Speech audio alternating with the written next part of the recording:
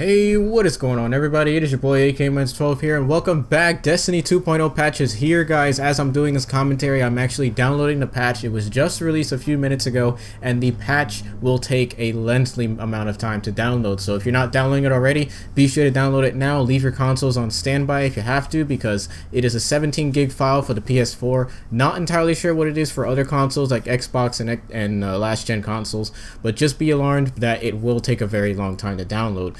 Now, with the download comes the patch notes, and there are significant, and I mean significant, amount of patch notes included in the 2.0 patch. I will not read this word for word, but I will basically give you guys a rundown of all the big stuff that was included in this patch. So stick around, grab a soda, because this is going to be a very long list. Starting off, we have the player character level cap has been raised to 34 for all players if you do not have the DLC. This is going to be XP based now, and for anybody with the DLC, the cap will be raised to 40 on the Taken King release date. That is 9/15, September 15th at somewhere around 4 AM or 5 AM for Eastern Standard Time.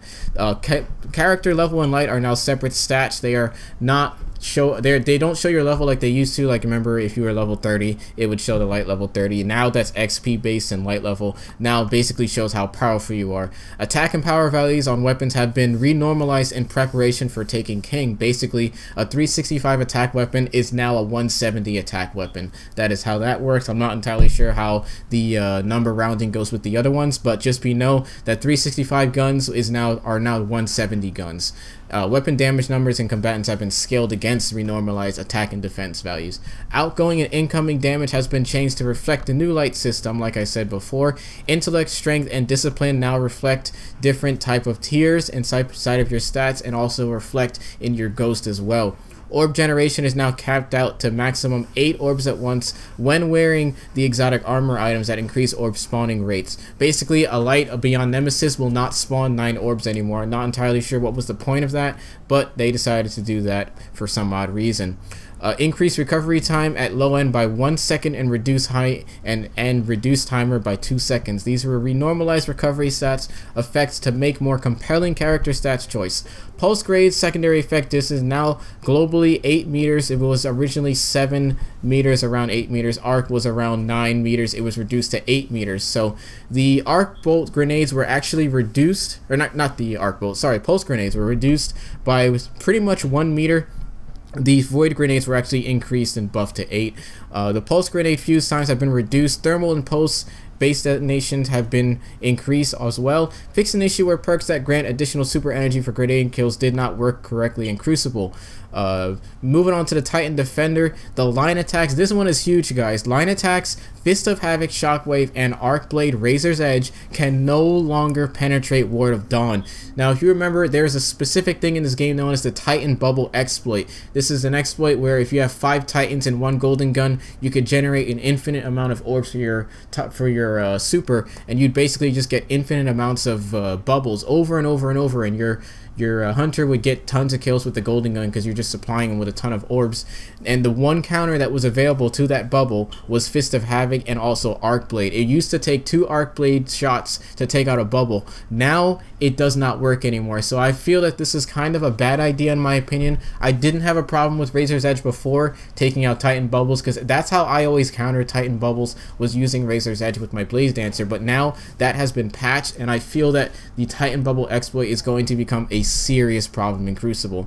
Moving on with the Hunter Gunslinger, golden gun damage has been increased from 350 to 360 to ensure that it consistently kills opponents in the Crucible.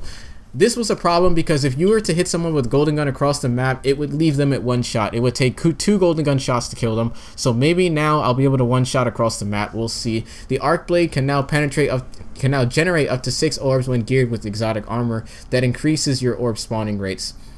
And also, blink, mobility, and activation delay has been increased by 0.07 seconds. So basically, it was 0.26 seconds, and now it is 0.33 seconds between blinking.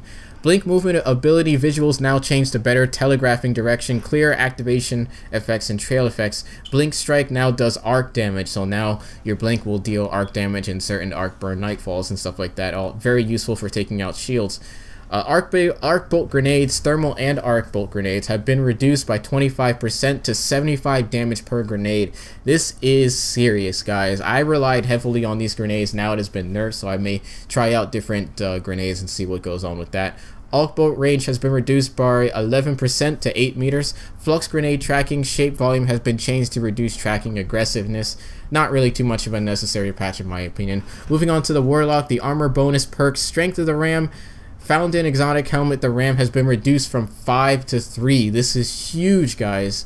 The armor of the ram no longer has that specific powerhouse that we always saw, allowing you to survive a lot of crazy stuff, kind of like shoulder charge. The Sunsinger faced an issue where Sunsingers who self-resurrected from Fireburn were given a free orb at respawn.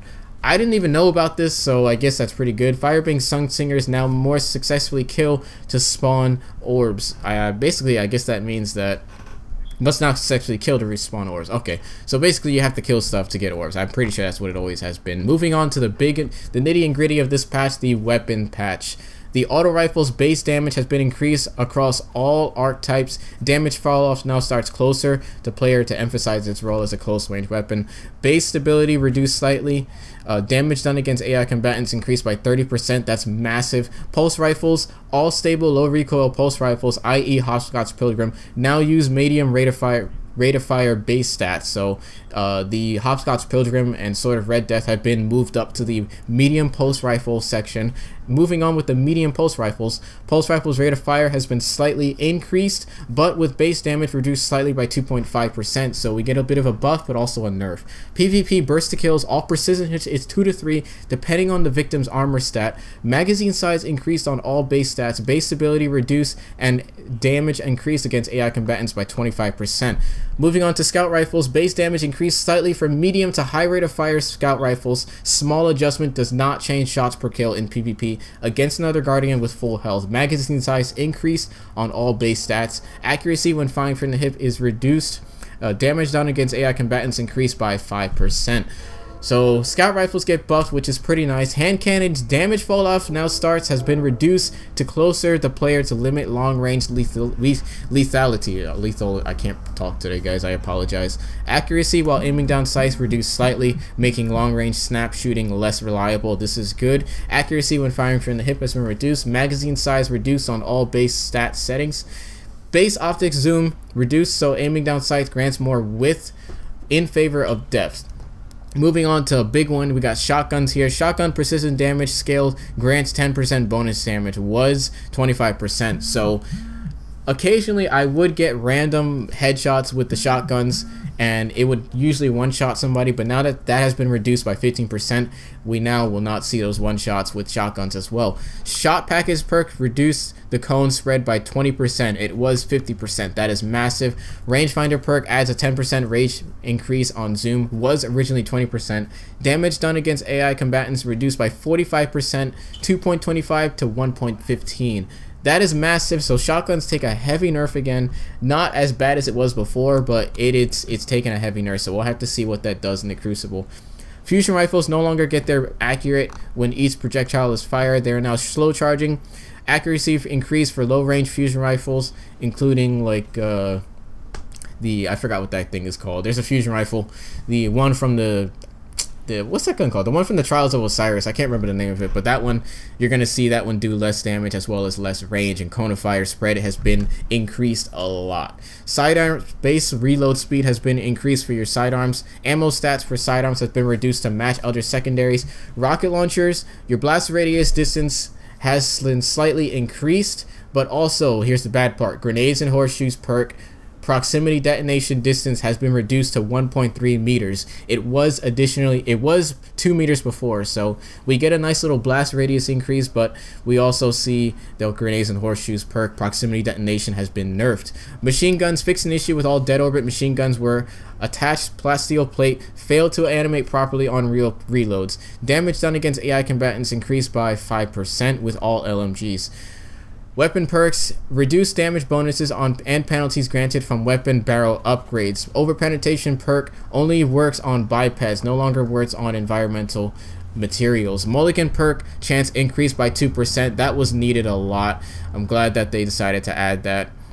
To compensate for weaker stat perks on launch weapons, we added some new stat perk weapons introduced in House of Wolves that provided a significant increase to a stat in exchange for a reduction in other stats. This allows players to be able to spike a stat that reinforces their specialized playstyle but at a cost. So moving on, these are general perk weapon balances and also some buffs. Accelerated coils reduce time by 50%, accurized ballistic reduce range and damage by 50%, aggressive ballistics reduce damage bonus by 50%. Aggressive launch reduce damage by 50%. Increase stability and projectile speed penalty by 100%. Confined launched increase projectile by 25%. CQB ballistic reduce range and bonus by 25%. Reduce stability bonus by 33%. Enhanced battery perk reduce magazine bonus by 60%. Extended mag, reduce magazine bonus by 33%. Field choke reduce damage by 50%. Reduce range by 60%. Reduce stability penalty by 20%. Field scout no longer affects the magazine. Reduce inventory bonus by 37%. So field scout gets nerfed. Fitted stock reduce stability bonus by 60%. Flared magwell reduce reload bonus by 80%. Hammer forge reduce range bonus by 50%. That is huge, guys. Hand loaded reduce range bonus by 50%. Hard launch for your rocket launchers reduce speed by 50%. Heavy payload reduce blast radius by 50%.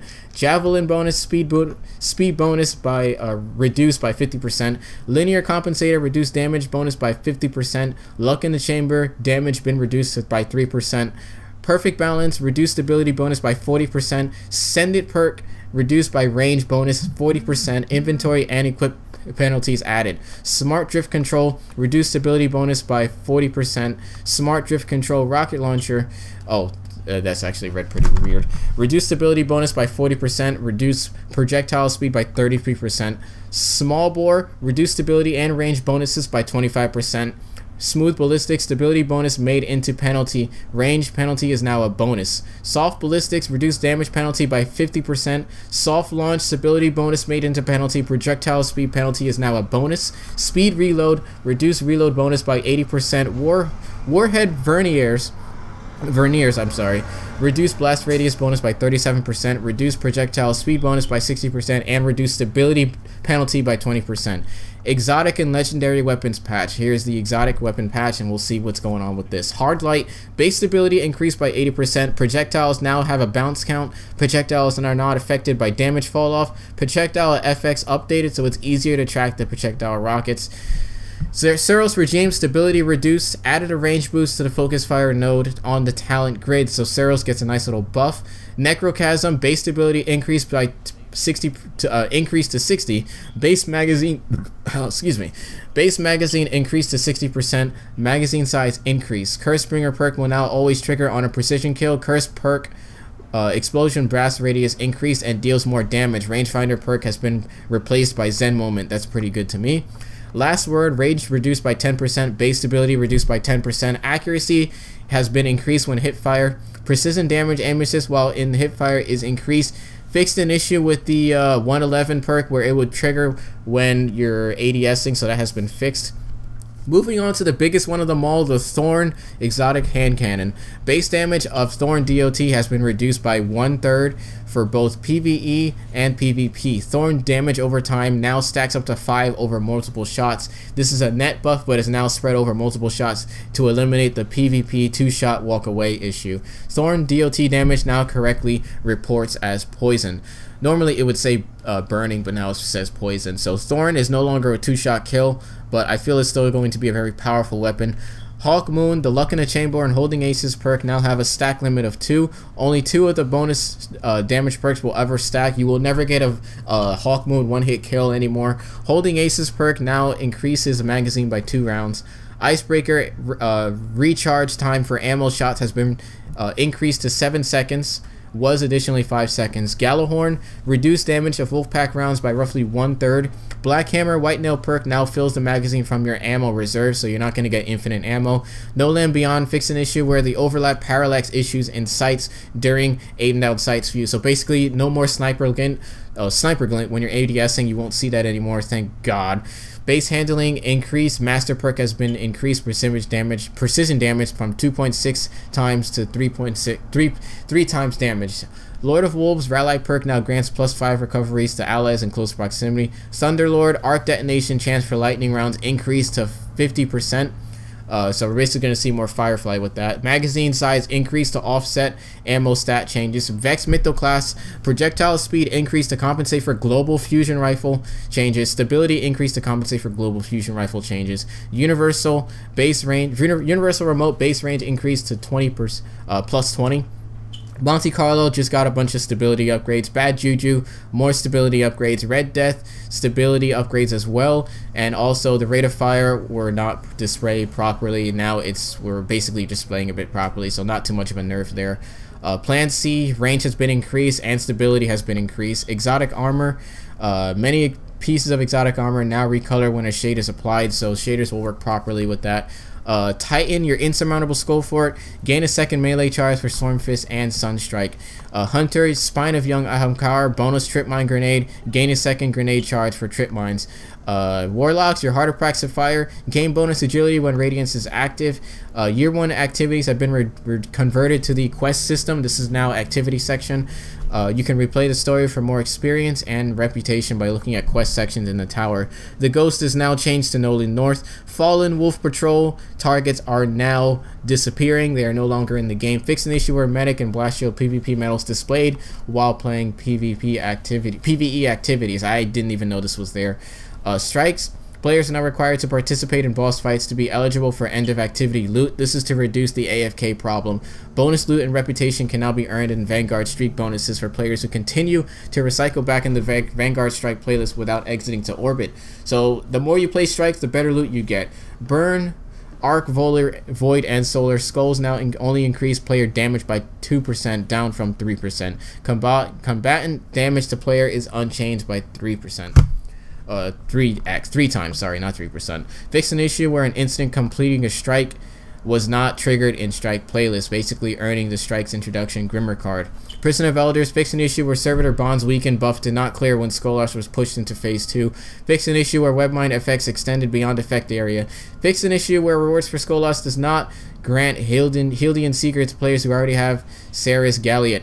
Glimmer consumable drop rates reduced drastically from the arena chests. Remove the Cypher exotic bounty. These exotics will now drop from the chest when open. Players who are on the step with the Cypher should receive a token to redeem at Xerix for their choice of a House of Wolves exotic weapon.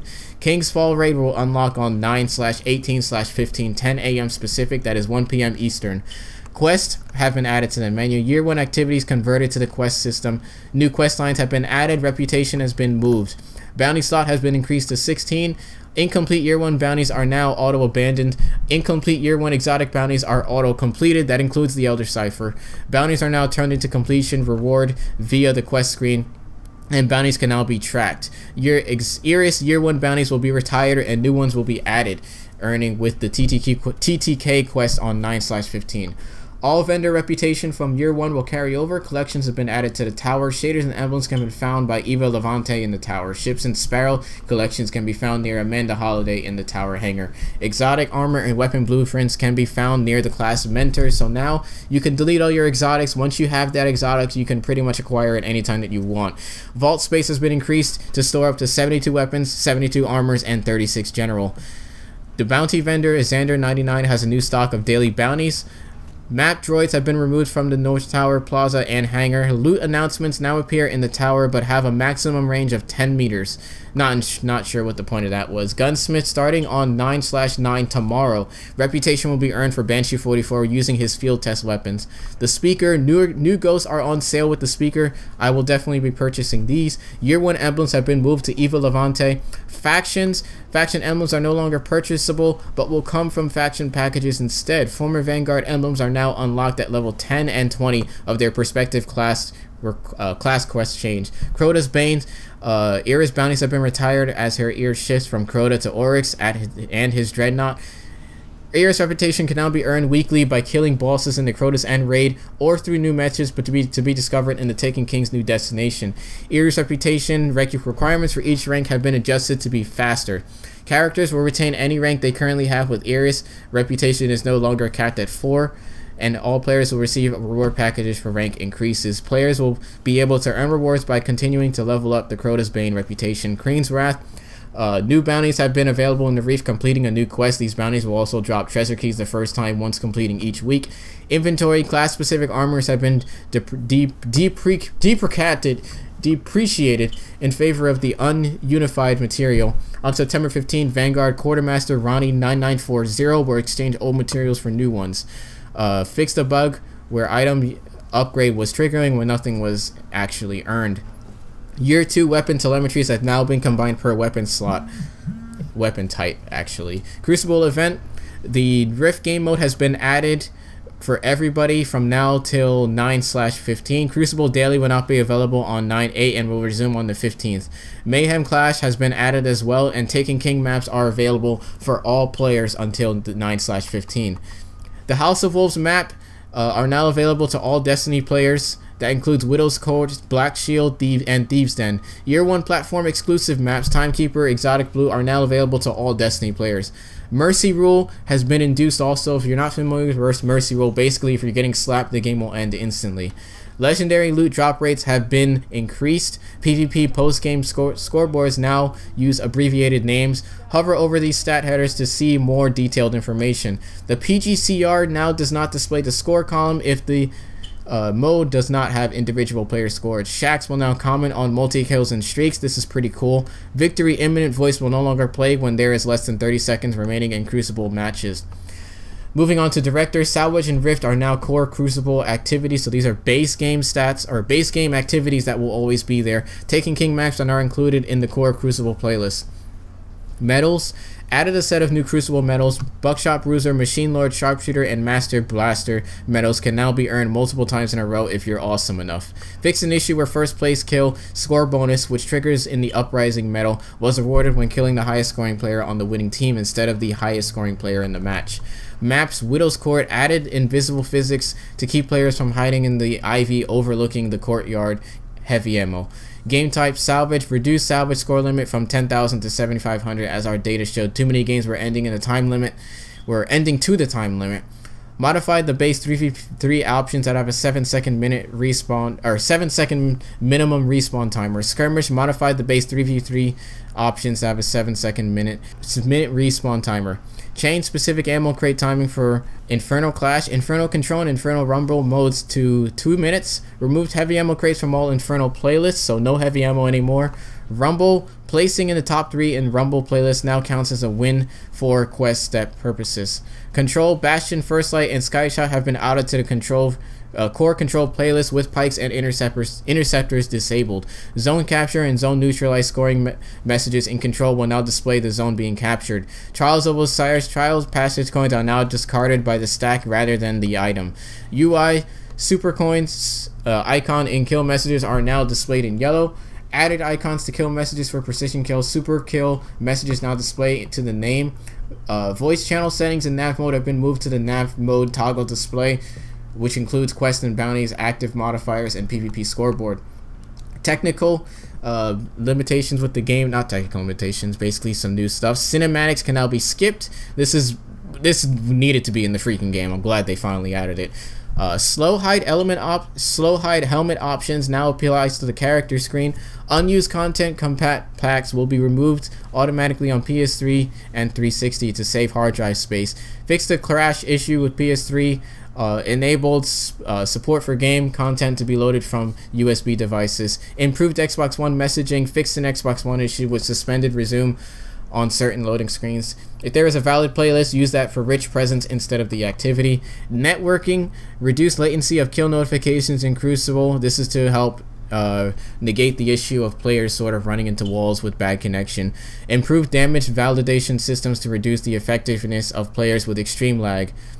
Improved accuracy of network quality meters slightly. There are more changes scheduled to take effect with the official launch of Destiny Taken King. Final patch notes will be published at 2 AM Pacific on September 15th to include the Taken King DLC. Anyways, if you guys have stuck all the way through this 25-minute video, I really do appreciate it. I hope this gives you guys a rundown of the patch notes and also re-clarifies some issues. We have some good stuff and also some bad stuff in this patch notes, but regardless, I hope you guys enjoyed the video, and once again, thank you for sticking through the entire video if you did. Anyways, get out there, play some PvP. We got some new game modes and new maps out there. Enjoy them while you can, and we'll see you guys soon in the new Taken King DLC. It is your boy AK, signing out. Peace!